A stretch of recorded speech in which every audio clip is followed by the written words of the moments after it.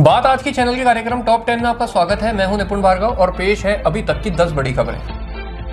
प्रधानमंत्री नरेंद्र मोदी आज गुरुवार को वाराणसी में अपने मॉरिशस के समकक्ष नवीन चंद्र ग्राम गुलाम की मेजबानी करेंगे।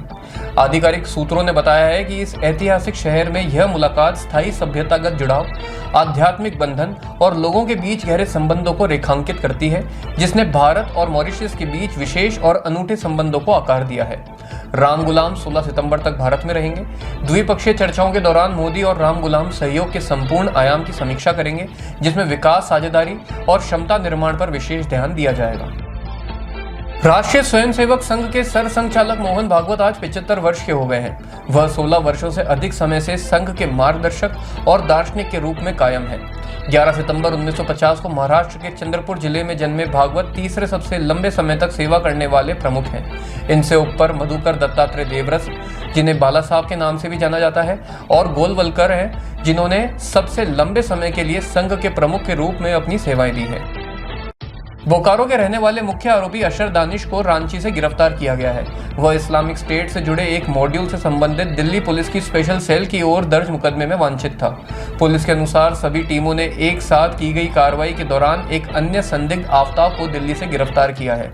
इसके अलावा झारखंड से सूफियान को भी दबोचा गया है। स्पेशल सेल के एक वरिष्ठ सूत्र ने बताया कि शुरुआती जांच से पता चलता है कि तीनों इस्लामिक स्टेट से प्रेरित नेटवर्क के अन्य सदस्यों के संपर्क में थे और भारत में आतंकी संगठन के एजेंडे को आगे बढ़ाने वाली गतिविधियों में शामिल थे। बता दें कि झारखंड के आतंकवाद निरोधक दस्ते यानी कि एटीएस और रांची पुलिस के संयुक्त तत्वाधान में यह छापेमारी की गई है। कतर के बाद अब इजरायल ने यमन की राजधानी सना और आसपास के इलाकों पर हवाई हमले किए हैं। इन हमलों में बुधवार रात को कम से कम 35 लोगों की मौत हो गई है, जबकि 130 से अधिक लोग घायल हैं। यह जानकारी हूती नियंत्रित स्वास्थ्य मंत्रालय ने दी। इजरायल के हमलों में सबसे ज्यादा लोग सना में मारे गए। यहां आईडीएफ ने एक सैन्य मुख्यालय और एक ईंधन स्टेशन को निशाना बनाया। मलबे में दबे लोगों की तलाश जारी है। नेपाल में पिछले 2 दिनों से जारी हिंसक प्रदर्शनों ने भारत नेपाल सीमा पर सुरक्षा व्यवस्था को हाई अलर्ट पर ला दिया है। केंद्रीय एजेंसियों ने खुफिया जानकारी के आधार पर चेतावनी जारी की है कि उपद्रवी तत्व नेपाल की अशांति का फायदा उठाकर उत्तराखंड, उत्तर प्रदेश, बिहार और पश्चिम बंगाल जैसे सीमावर्ती भारतीय राज्यों में हिंसा भड़का रख सकते हैं। इसके चलते सशस्त्र सीमा बल और स्थानीय पुलिस ने करीब 1751 किलोमीटर लंबी खुली सीमा पर निगरानी और सुरक्षा उपायों को अभूतपूर्व रूप से कड़ा कर दिया है। भारत ने इस अशांति के सीमा पार असर को रोकने के लिए तत्काल कदम उठाए हैं। रायबरेली दौरे के दूसरे दिन आज 11 सितंबर को राहुल गांधी ने सुबह 9 बजे जनप्रतिनिधियों से मुलाकात की और उनकी पीड़ा सुनी। उसके बाद राहुल गांधी ने सुबह 11 बजे जिला विकास समन्वय एवं अनुश्रवण समिति दिशा की बैठक में भाग लेकर विकास कार्यों पर चर्चा की। राहुल ने लोगों से वादा किया कि वो अब हर 6 महीने में रायबरेली का दौरा करेंगे। आज आर्मी चीफ अशोक राज सिंगडेल की जेन जी के 15 सदस्यों के साथ बैठक होने वाली है। आज की बैठक में अंतरिम सरकार के गठन को लेकर चर्चा होगी। गौरतलब है कि जेन जी के कुछ सदस्यों ने सुशीला कार्की के नाम पर सहमति जताई थी, लेकिन पूर्ण सहमति नहीं बन पाई। प्रधानमंत्री नरेंद्र मोदी आज उत्तराखंड में आपदा प्रभावित क्षेत्रों का दौरा करेंगे। वह आज शाम 4 बजे विशेष विमान से जॉलीग्रांट एयरपोर्ट पहुंचेंगे। MI-17 हेलीकॉप्टर से पीएम मोदी आपदा प्रभावित क्षेत्रों का हवाई सर्वेक्षण करेंगे।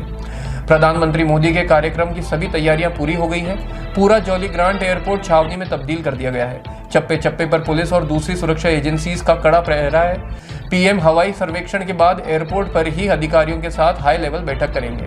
आपदाओं के कारण उत्तराखंड सरकार ने केंद्र से 5,702 करोड़ रुपए की राहत राशि मांगी है।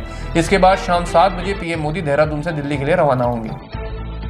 उत्तराखंड में मौसम अभी भी राहत देने वाला नहीं है।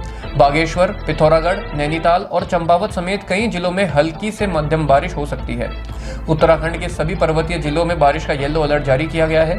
मौसम विभाग की ओर से इन जिलों में गर्जन के साथ बारिश की हल्की बौछार होने का अनुमान लगाया गया है।